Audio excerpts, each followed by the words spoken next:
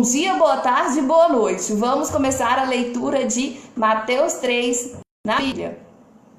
Naqueles dias surgiu João Batista, pregando no deserto da Judéia. E ele dizia, João Batista, arrependam-se, porque o reino dos céus está próximo. João Batista falava, arrependam-se, porque o reino dos céus está próximo. Este é aquele que foi anunciado pelo profeta Isaías, voz do que clama no deserto. Preparem o caminho para o Senhor, façam veredas retas para ele. Bom dia, Keila. Então, o que acontece? Por isso até que eu comecei com essa música do Diante do Trono, porque essa música começa, né? Há uma voz clama no deserto, uma voz clama no deserto.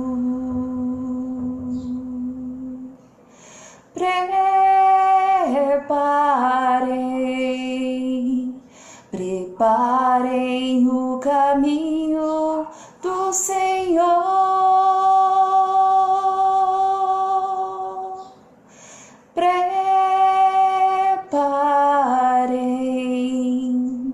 Preparem o caminho do Senhor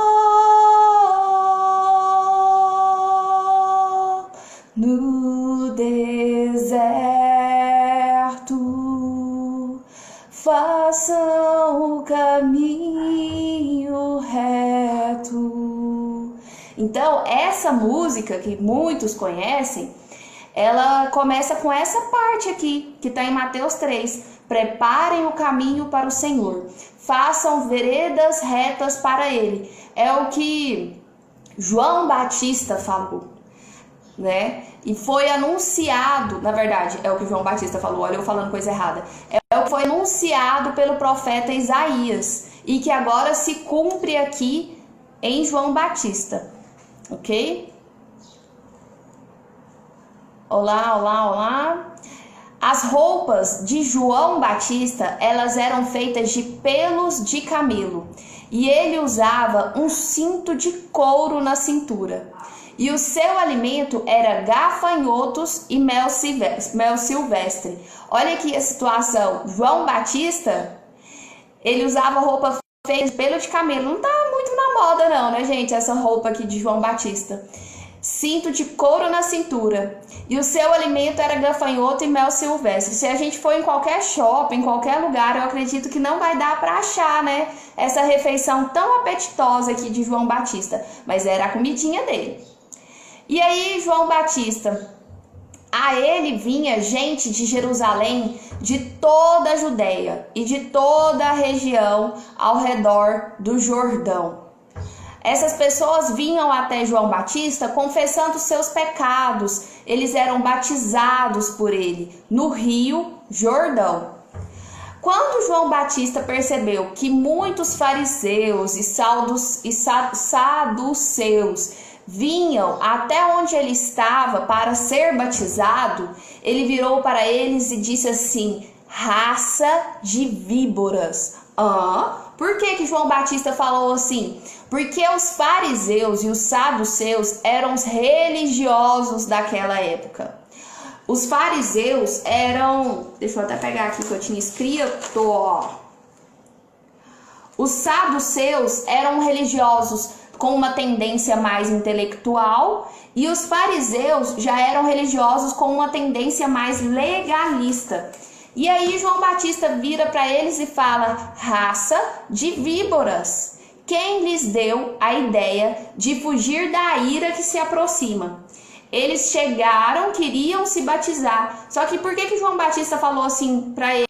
Porque eles, na verdade, não acreditavam em Deus. Eles acreditavam em Abraão. Eles acreditavam que eles eram filhos de Abraão. E aí, então, não tinha por que eles quererem se batizar se eles não tinham um real arrependimento. Então João Batista vira para eles e chama eles de raça de víboras e depois ainda fala: deem fruto que mostre o arrependimento. Porque eles não davam frutos que mostravam arrependimento.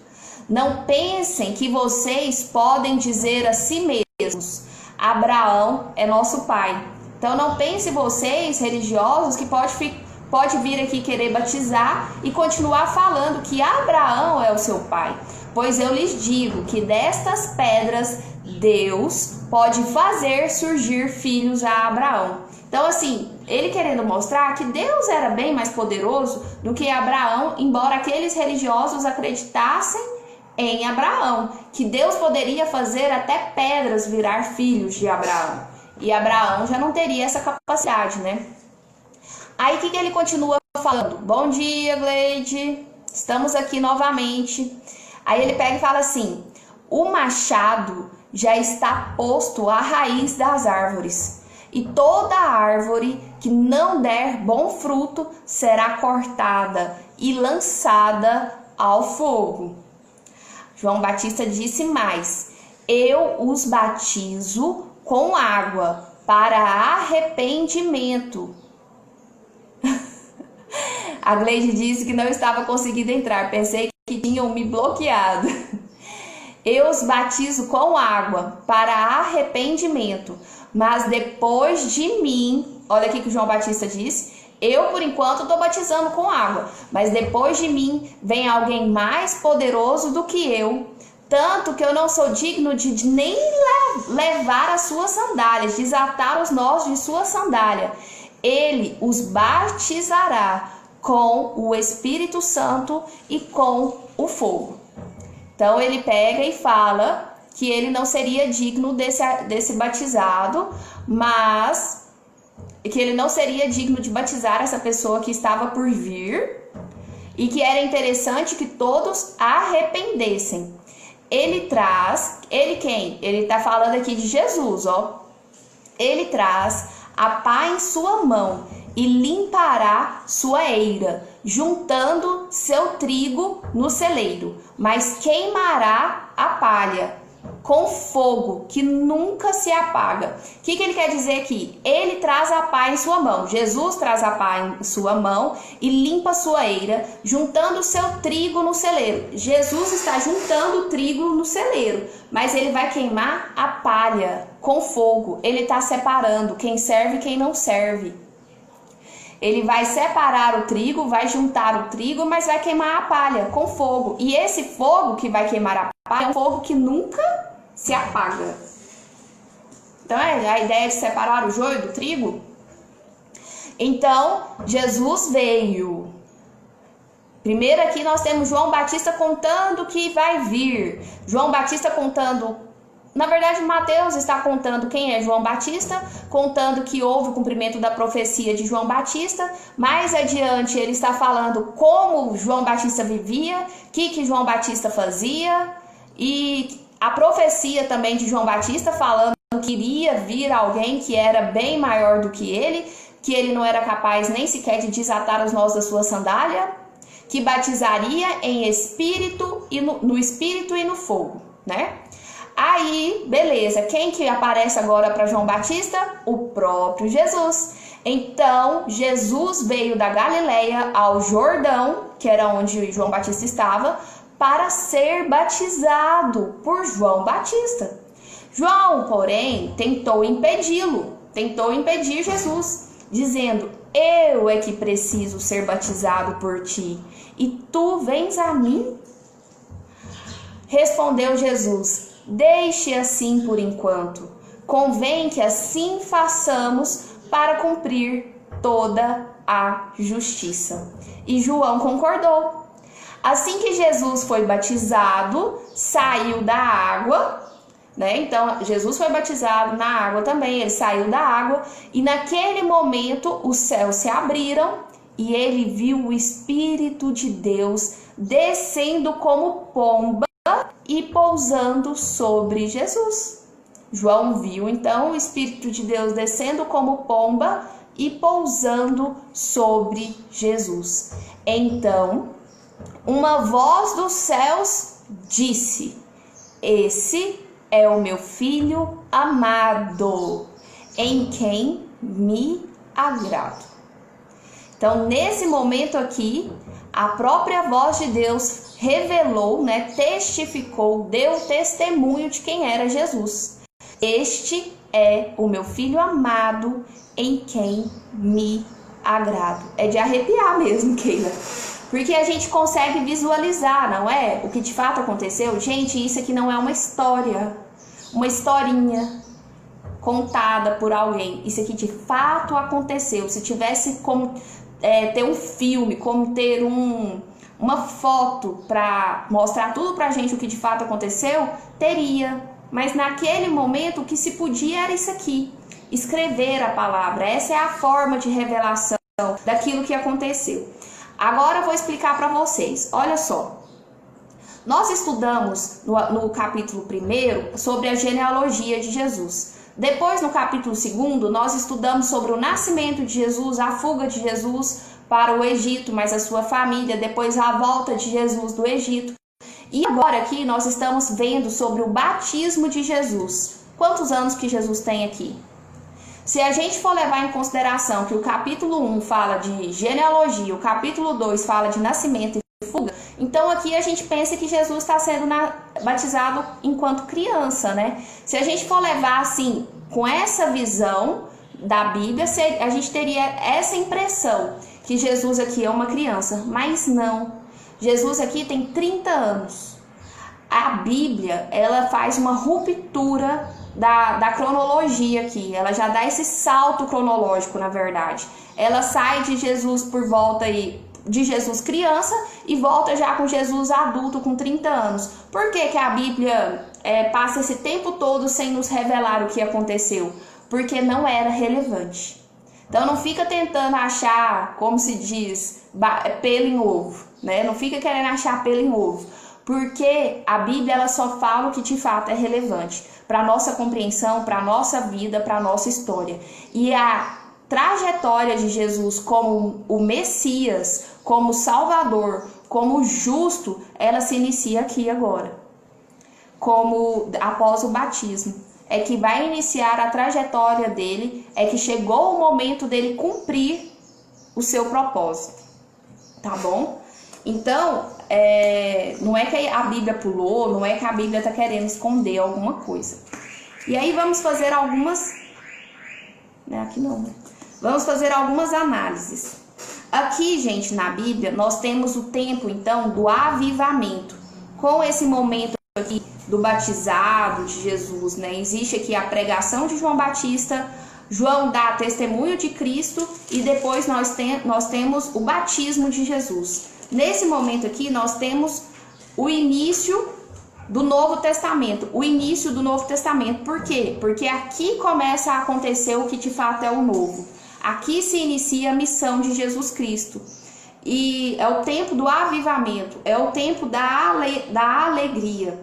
Até esse momento aqui, o que estava acontecendo? Israel era a terra prometida? Era, mas ela estava dominada por muitas coisas ruins, o pessoal já estava muito pagão, já tinha muita briga, já estavam adorando outros deuses. Então, assim, estava tudo desnorteado. Os que existiam ainda de religiosos eram religiosos demais, formalistas, legalistas. Então, não tinha nada que agradava o coração de Deus aqui nessa história mais. Eles estavam muito apegados ao mundo, estavam muito apegados ao pecado e não a Deus. Mas isso aqui, gente, aconteceu lá naquele tempo, em Jerusalém. As pessoas estavam assim, né, bem dispersas de Deus, adorando outros deuses, com o coração voltado para o mundo, para as riquezas, e Deus mesmo estava em outro planeta, vamos assim dizer. Não estava nem naquela região mais, voltado para cerimônias, né, achando que Deus estava só ali naquela cerimônia, só ali naquele formalismo. Era esse aqui o contexto quando Jesus aqui foi batizado, quando João Batista começou a batizar. Tudo isso traz o novo, traz a esperança, traz esse momento de avivamento. Tá, Então, Deus enviou essa ferramenta poderosa. Quem era essa ferramenta poderosa? Num primeiro momento aqui, é o João Batista. E o João Batista, o que ele vem fazer? Ele vem abrir os caminhos do Senhor. Ele vem justamente aplanar, preparar os caminhos do Senhor. João Batista vem falando para as pessoas: arrependei-vos. Enquanto é tempo, arrependei-vos, porque vai vir aquele cujas sandálias eu não sou digno de desatar os nós. Mas arrependei-vos e dar bons frutos, porque as árvores vão ser lançadas ao fogo, vão ser cortadas, aquelas árvores que não dão frutos. Então João Batista vem pregando numa sociedade onde as pessoas já não acreditavam mais, numa sociedade que estava corrompida. João Batista foi enviado como ferramenta de Deus. Você também foi enviado como ferramenta de Deus. E qual que é a postura de uma ferramenta de Deus? Bom dia, Assis. Olha só, a postura de uma ferramenta. João Batista aqui, ele era uma ferramenta muito simples. Como sempre são os verdadeiros homens espirituais. A simplicidade, a natureza. Se você for forçado, não é de Deus. A ideia de Deus é fluir, é naturalmente, assim como as águas de um rio são naturais, assim como tudo que Deus criou é natural. Você não precisa de forçar, porque não é a sua força, não é o poder das suas mãos que vai fazer a situação acontecer. É o mover de Deus, Ele vai te usar como ferramenta. Você é a ferramenta nas mãos dele. A ferramenta, ela não trabalha por si só. A ferramenta, ela está na mão daquele que vai a conduzir. Então, você vai estar na mão de Deus. É Ele que vai te conduzir. E João Batista aqui estava nas mãos de Deus. Ele era muito simples, um verdadeiro homem espiritual. E mais simples que ele, só Paulo e Pedro na Bíblia. Dificilmente você vai encontrar pessoas tão simples quanto essas figuras aqui na Bíblia. E quais eram os ouvintes de João Batista? Quem é que ouvia João Batista nesse momento? Todas as classes sociais iam até João Batista para ouvir sua poderosa mensagem. João Batista, então, ele estava pregando. Ele levava a palavra de Deus. Ele estava ali preparando o caminho, aplanando o caminho para as pessoas receberem Jesus. Aí aqui, a todos ele pregava o quê? O arrependimento, a conversão a Deus. Convertei-vos enquanto ainda é tempo. Era assim que ele falava. E cumprindo-se a profecia que já vinha lá de Isaías, que falava: existe uma voz que clama no deserto. Que voz era essa que clamava no deserto? Era João Batista clamando no deserto. A profecia vem se cumprir do Antigo Testamento aqui no Novo Testamento agora. João Batista falando, Isaías revelando que uma voz clamaria no deserto, preparando o caminho do Senhor, endireitando o caminho para a chegada do Senhor. E aqui está João Batista cumprindo essa profecia. Tá, o lugar da pregação então era o deserto. O lugar da pregação aqui, onde João Batista estava, era o deserto. Mas por quê? Preste atenção, não era templo, não era sinagoga, não era monte, era no deserto. Para vocês verem que a Bíblia, eu não entendo o que as igrejas fazem. Eu não entendo essa distorção. Porque a Bíblia, ela nos dá muito sinal de que não existe igreja, de que não existe templo físico. São muitas revelações nesse sentido. Então não há essa necessidade de um templo físico, de uma igreja física. Deus não está ali naquele lugar especificamente. Deus está em você. Deus está onde você estiver. Deus está contigo o tempo todo, né? Mas enfim, ele pregava no deserto. O coração dos ouvintes de João Batista, eles estavam tão desconsolados quanto um deserto. As pessoas, elas estão tão vazias. Traz isso para nossa linguagem. Tem gente tão vazia de Deus, tem gente tão sem conhecimento de Deus, tem gente tão desprovida da sua identidade em Cristo, que o coração delas está como um deserto. Terra seca. O que nasce em terra seca? Nada, nada. Aí vem aqui o batismo. O batismo ele vem com água no meio de um deserto. Vem trazer água para essa terra seca, sabe? O batismo ele vem trazer água para essa terra seca, ele vem purificar essa terra seca para que seja possível ter bons frutos. Aí aqui nesse momento, João Batista está no deserto, recebendo quem? Recebendo qualquer pessoa. Ele não olha, ele não faz distinção de classe. Mas na hora que aparece o sal dos seus e os fariseus, ele fica pé da vida. Por quê? Eles eram religiosos que não acreditavam em Deus. Eles acreditavam em Abraão. E aí João Batista questiona, o que vocês estão fazendo aqui? É aquilo que eu disse ontem, você tem que saber se posicionar, ou você é frio ou você é quente, não dá para ser morno. Você me fala que acredita em Abraão, então você é frio. Se você está vindo aqui querendo ser batizado, então você é morno. Você não acredita em nenhum nem outro. Você está no meio do caminho. Se decida. Bom dia, Mari. Seja bem-vinda. Então aqui ele fala, se decida. Vocês são, e ele usa essa palavra aqui, ó. Ele fala assim, ó, vocês são raça de víboras. Por quê? Porque vocês falam uma coisa e querem viver outra. Como que eu vou batizar vocês se eu batizo em nome de Deus e vocês acreditam em Abraão? Quem é Abraão? Nessa história, né? Aí João Batista estava meio griladinho. Os ouvintes, então, de João Batista, o lugar da pregação, a gente falou. A pregação de João Batista, ela não era essa tagarela minha, não, gente. Ela era assim, ó, breve. Mas por quê? João Batista era homem, né?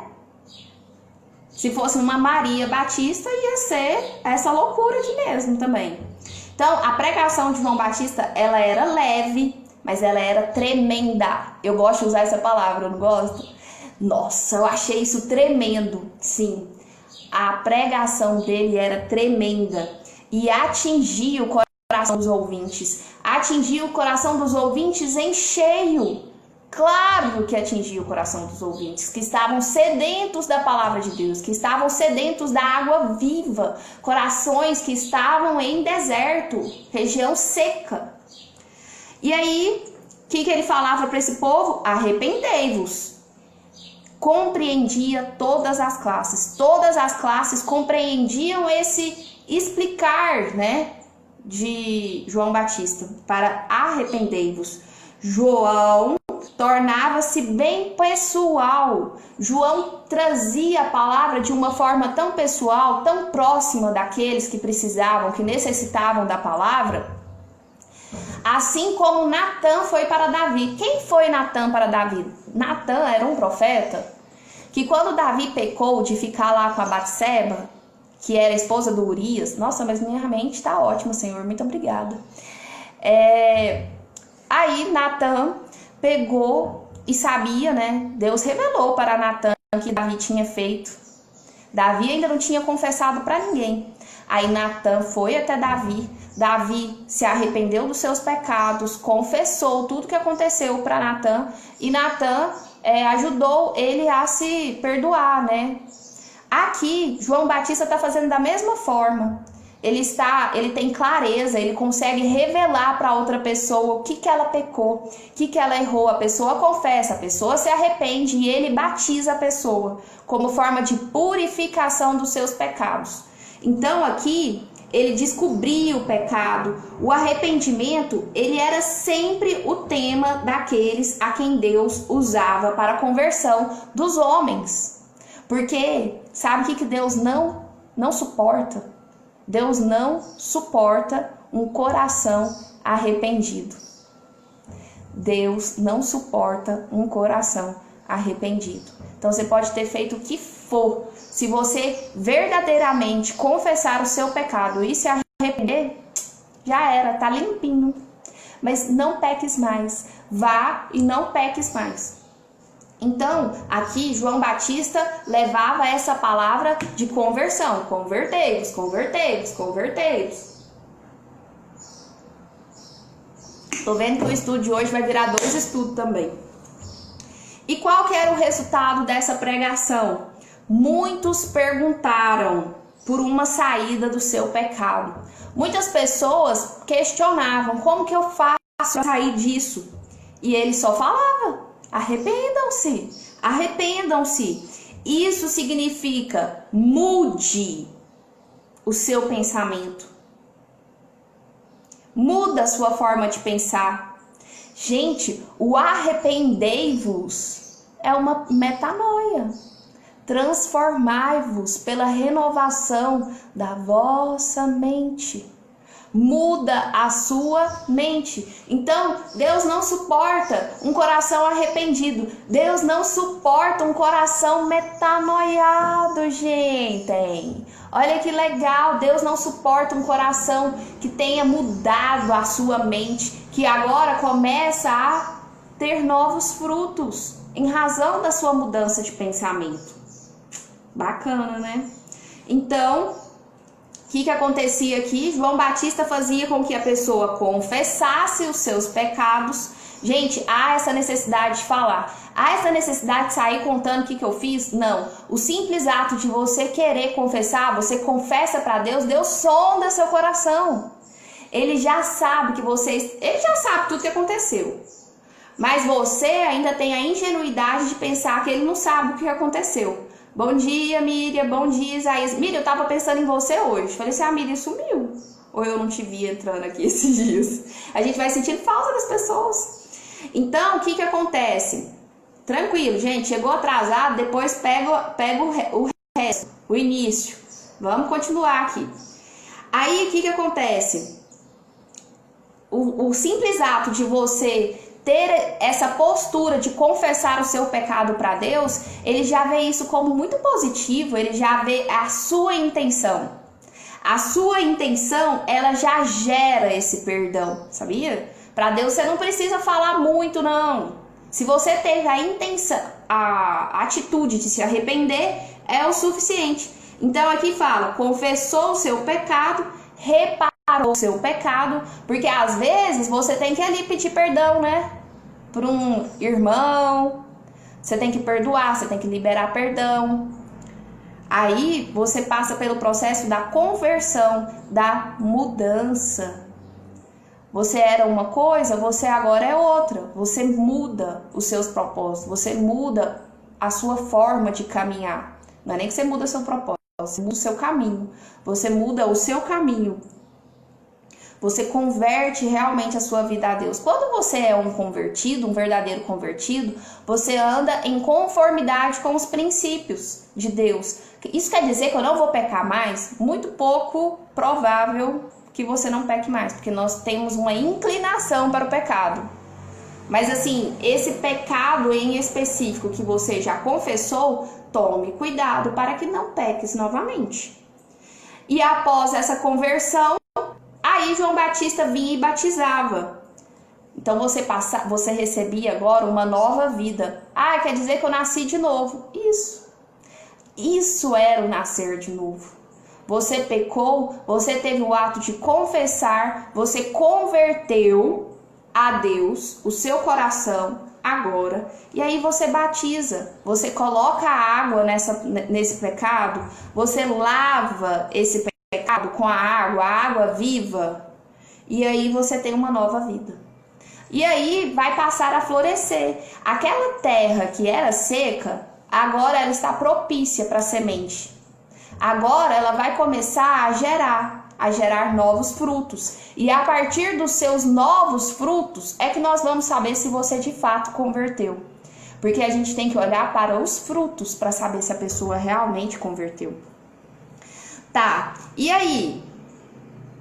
Nós sabemos que a vida de João Batista, ela foi uma vida curta, mas ela foi uma vida frutífera. Quem era João Batista? João Batista era filho de...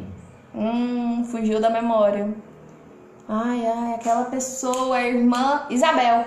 João Batista era filho de Isabel. E quem que era Isabel? Isabel era prima de Nossa Senhora, prima de Maria, né?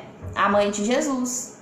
Tanto que, olha só como são as coisas, né? Quando Maria estava grávida, e ela sabia que estava grávida, mas ela não sabia o que ela fazia, ela foi até Isabel. E quando ela chegou em Isabel, a Isabel disse que o que estava nela saudava o que estava em Isabel, que era já João Batista, saudava o que estava em Maria, que era Jesus. A diferença de idade deles era pequena. Eles eram primos, João Batista e Jesus, né? Porque ela, na barriga, uma da outra, só que Isabel já estava grávida de mais tempo. E João Batista era filho da velhice de Isabel. E Maria estava grávida de poucos dias, assim, né? O Espírito Santo tinha revelado para ela, tinha pouco tempo. Mas enfim, isso aí só a título de curiosidade, e eu também não lembro exatamente, assim, para passar com mais certeza para vocês. Mas eu era criança, nossa, eu e as minhas recordações. Eu era criança, eu ainda morava com a minha mãe, eu tinha menos de... Quando a gente é voltada para essas coisas, não tem jeito, né? Eu acho que eu tinha em torno aí de uns 6 a 7 anos. Eu fiz um teatrinho na igreja, onde eu era Isabel. Por isso que eu lembrei dessa história agora. João Batista, então, ele teve uma vida curta e frutífera. Ele foi rico, porque ele teve uma vida rica em ensino. Ele ensinava as pessoas, ele edificou. Foi cheia de acontecimentos a vida dele. Ele batizava as pessoas, e inclusive pessoas importantes. Ele batizou o próprio Jesus. A profecia sobre João Batista está em Malaquias 3:1. João foi o precursor do Senhor. Ele começou, né? Aplanou os caminhos para que Jesus viesse. E o caráter de João Batista era extraordinário. Gente, qual que é a ideia aqui? Foca aqui. Aqui, atenção em mim, por favor. O que acontece? Quando a gente lê essas histórias, por que eu tenho que saber tanto de João Batista? Sabe aquele lance lá do modelar? A gente modela tanta gente ruim, né? Modela gente boa, assim, que nem João Batista. A gente às vezes não fica olhando para as pessoas e fala, eu queria ser que nem fulano, queira ser que nem João Batista. Uma pessoa simples. Vou mostrar para vocês aqui como que era João Batista. Modelo os grandes homens da Bíblia. Aí aqui, ó, João Batista, ele tinha um caráter extraordinário. Ele foi salientado pelo anjo Gabriel. Também o seu pai, Zacarias, foi avisado dos propósitos de Deus para seu filho, né? Porque João Batista tinha o propósito de... Ele levava a palavra, ele fez uma galera se arrepender, e ele ainda batizou esse povo, batizou Jesus. João Batista foi uma pessoa muito humilde, não viveu para si, mas glorificou a Cristo, cujo instrumento queria ser. Ele então foi instrumento de Cristo. Seu nascimento também foi cercado por circunstâncias extraordinárias. O importante ministério de João Batista, como pregador no deserto, ele teve um importante ministério, né? Ele foi pregador no deserto. João batizou todos os que aceitaram a sua mensagem e se arrependeram. Grandes multidões foram batizadas. Também Jesus, o rei vindouro, foi batizado. E o seu ministério envolveu todos os tipos de pessoas, ricos, pobres, todas as classes. Durou pouco tempo, mas nesse tempo realizou mais obras do que outras pessoas realizaram uma vida inteira. Olha se não é uma pessoa para modelar. Então João Batista não foi pouca coisa não, viu, gente? Foi muita coisa. E aí, e o batismo? Vamos falar agora sobre o batismo. No Novo Testamento, o primeiro batismo, então, foi praticado por João Batista. E o batismo de João foi reconhecido e confirmado pelo Senhor. Porque quando Jesus veio até João no Rio Jordão, deixa eu só pegar aqui, no Rio Jordão, João Batista vai e fala, não, eu não sou digno de lhe batizar, Senhor, né? Ia batizar Jesus. Aí Jesus fala, deixa, por enquanto, assim, nos convém cumprir toda a justiça. Gente, convém cumprir a palavra. Porque já existia profecia nesse sentido, de que João Batista batizaria aquele, olha, aquele cujo ele não era digno nem sequer de desatar o nó da sandália. Então, para se cumprir a palavra, né? Tá, o batismo aqui foi praticado pelo Senhor.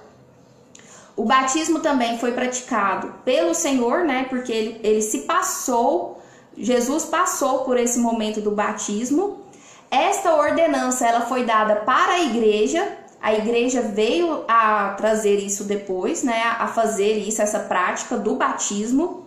O batismo ele é praticado em nome da Trindade, Deus Pai, Deus Filho, Deus Espírito Santo, porque ali naquele momento, quando Jesus foi batizado, desceu sobre ele uma pomba, a personificação mesmo de uma pomba, de verdade, ao que tudo indica, né? Tem os relatos em todas as pessoas que fazem essa narrativa do momento do batismo falam sobre isso. E veio e abriu-se uma voz do céu. Então ali teve um alinhamento da voz de Deus, a pomba, que era o Espírito Santo, e o Jesus. Aqui teve a Trindade neste exato momento. Então o batismo ele é praticado em nome da Trindade. E o batismo, ele é um símbolo de uma realidade interior. Por que é uma realidade interior? Porque há esse momento da conversão dos seus pecados. E o batismo, ele vem como uma simbologia da purificação. A simbologia da água vindo e limpando toda essa sujeira, limpando todos esses pecados. Se você tinha uma vida suja, agora você não tem mais. Porque a água vem e limpa, e purifica, e se faz novo. E se o seu coração estava petrificado, estava em situação desértica, agora a água vem e faz essa terra ser fértil. É isso. Então, o batismo, ele é um símbolo de uma realidade interior. Ele é percebido pelo reconhecimento e perdão dos pecados. O batismo ele é praticado baseado na fé em Jesus. Antes de Jesus ser batizado, ele já era praticado em nome de Deus. Tanto é que quando os fariseus e saduceus vêm querer ser batizados, João Batista acha um absurdo, porque eles não acreditavam em Deus, eles acreditavam em Abraão. Aí, o que acontece? Após Jesus ser batizado, Jesus testificou a existência desse batismo. Agora passou, como Jesus experimentou, né? Ele sabe dessa realidade do batizado. Agora nós somos batizados em nome de Jesus. Ele é um símbolo de um batismo maior. Jesus é o símbolo desse batismo maior. E aí agora vamos saber quais são os frutos do verdadeiro arrependimento. Gente, a gente pensa que é pouca coisa, mas tem muita coisa em um capítulo.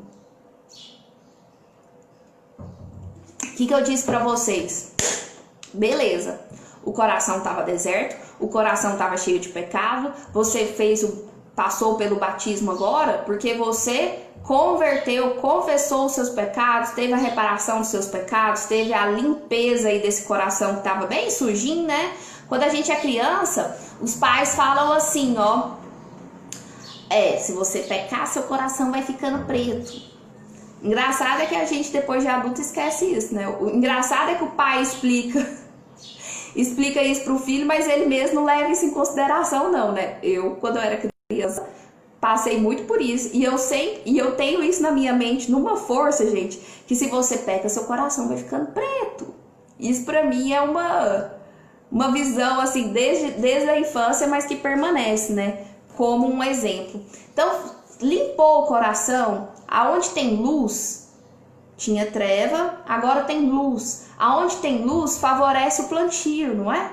Para você plantar, não precisa de sol, não precisa de fotossíntese. Aonde tem luz, aonde tem terra fértil, agora vai ter fruto. Fruto do verdadeiro arrependimento. E quais são eles?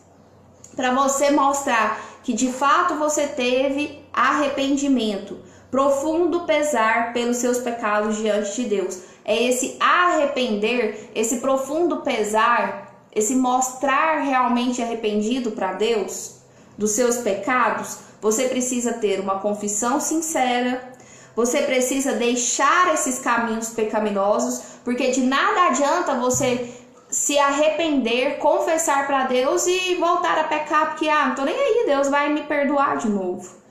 Vá e não peques mais. Ele falou isso para aquela mulher, não falou? Que ia ser apedrejada. Ela foi e perguntou, e agora, o que eu faço? Ele falou, eu não tenho nada contigo. Vá e não peques mais. Pronto. Ele perdoou, mas não peca mais. Não pisa na bola mais, né? Nesse mesmo pecado, se tiver de pecar, peca pecado diferente. Brincando, gente. Não peques. De preferência que não peques, né? Então você tem que romper com todo pecado conhecido e os resultados serão frutos do arrependimento. São frutos do Espírito Santo. Você vai ter bons frutos. Nada que te leve a... Dani disse, eu levo a sério a questão do coração estar sujo. É por isso que todo dia vou na fonte para ficar limpa no sangue de Jesus. Certinho, Dani. Muito bem. Tá, agora vamos falar sobre 7 testemunhos sobre Cristo. 7 testemunhos sobre Cristo.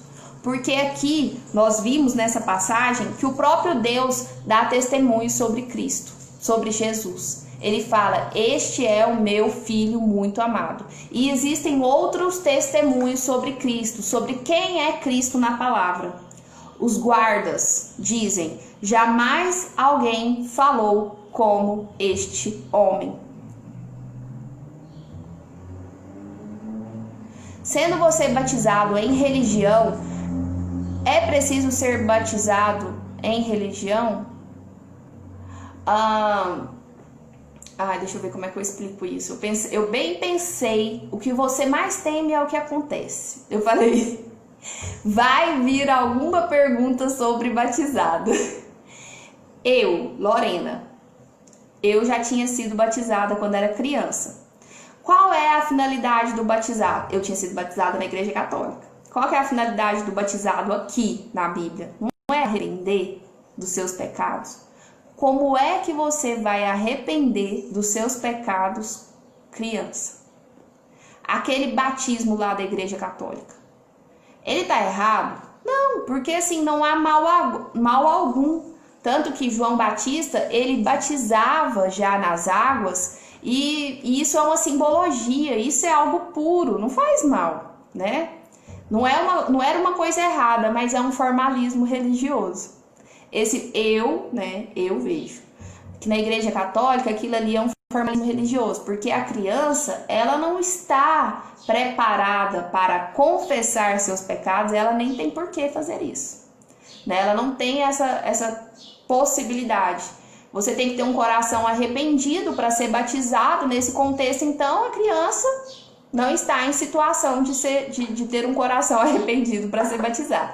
Mas não tem problema, não é algo ruim, não é algo que eu acredito que Deus condene, até porque é uma simbologia. E no Antigo Testamento já existia esse tipo de posição, que era das pessoas ao pecarem se lavarem. Então, só que é um ritualismo, é um formalismo, né? Aí o que acontece?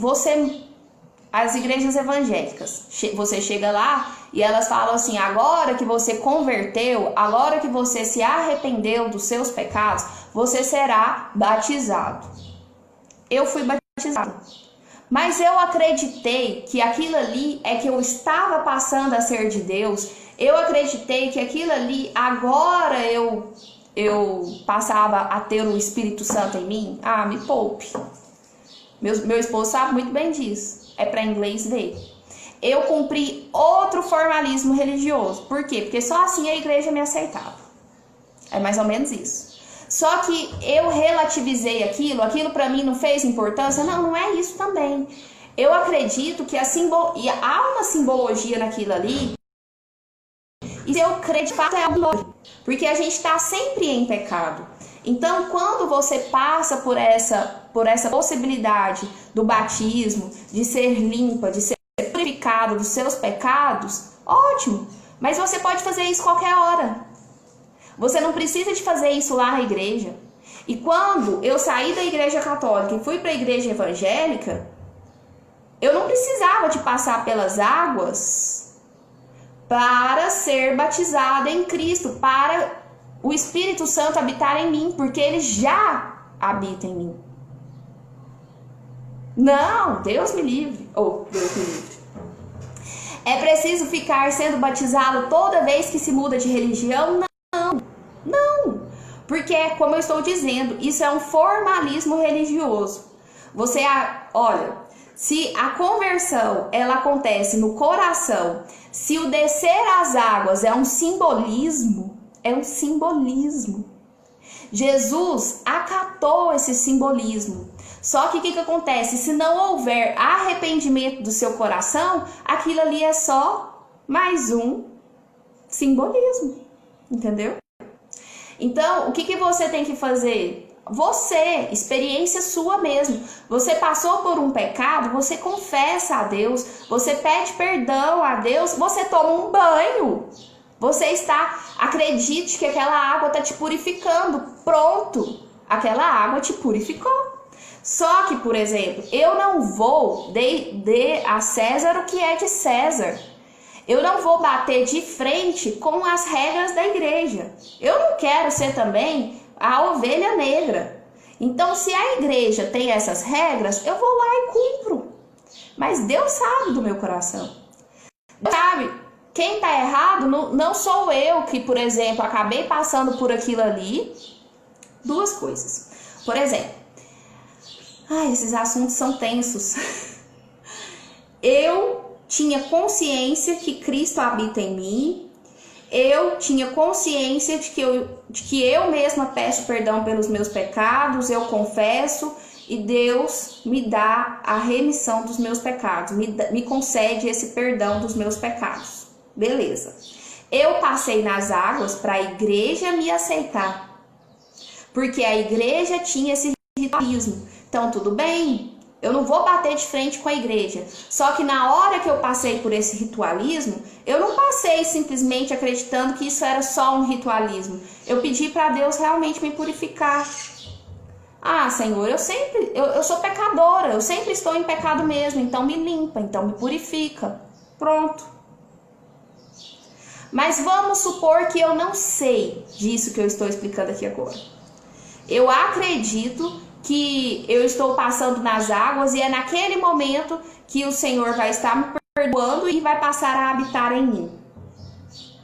A minha falta de conhecimento, ela também não me faz pecar, não é errado, é a pureza do meu coração, é a falta de compreensão. A lei diz, faz o que o seu coração sentir que é bom. Eu, particularmente, percebi que se eu não fizesse aquilo, eu não seria aceita naquele meio. Então eu fiz, mas eu tinha consciência de que eu não precisava daquilo. E é mais ou menos isso, você não precisa. Mas se você for mudar de igreja, e lá eles exigem, você tem a consciência do que é o correto. Mas é um formalismo, é só um símbolo. Então não tem nada demais você fazer. Entendeu? É isso que eu quero dizer.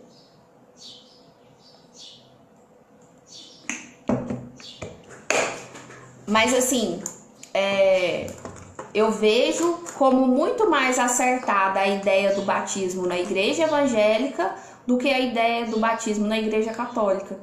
Porque a finalidade é arrependimento de coração. Mas eu vejo assim, em termos de critérios teológicos, tem mais embasamento em um do que o outro, né?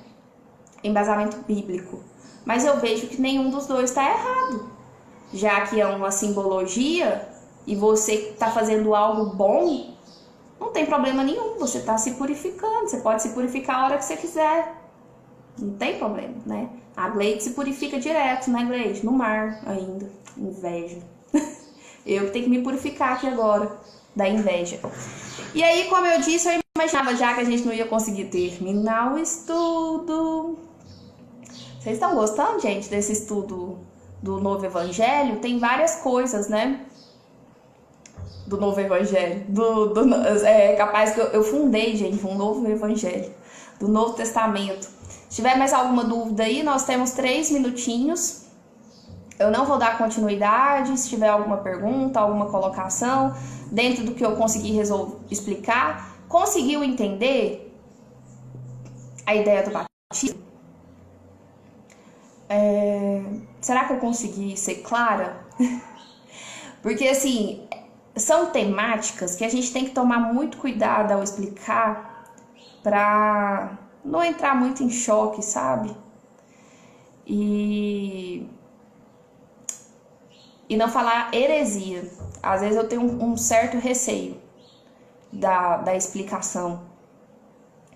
E como eu ainda estou estudando, assim como vocês, aí eu fico com receio de falar coisa que não deve, ou falar coisa que não pode. Depois eu até vou...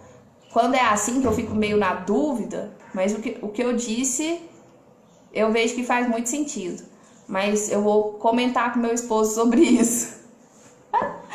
Porque eu fico com receio de estar passando informação errada. Mas é isso, gente. E aí amanhã a gente vai então continuar o nosso estudo de Mateus 3 mesmo. Amanhã eu vou estar falando para vocês sobre os 7 testemunhos sobre Cristo, né? O que algumas pessoas falaram sobre Cristo. Depois eu vou falar sobre a filiação divina de Cristo e vamos passar para as perguntas com o pastor Luiz Saião e a conclusão. Então, assim, de fato não ia dar tempo. Porque acaba que tem bem mais coisas para se estudar do que Salmos. Porque Salmos era uma poesia, então a gente meio que lia, explicava ali por cima. Agora aqui não, aqui tem muita explicação. Então, bem dizer, vez ou outra a gente vai ter que fazer o estudo de 1 virar 2, né? Porque tem muita coisa. Quase todos os estudos têm muita informação para ser repassada. E não tem por que a gente sair correndo, né?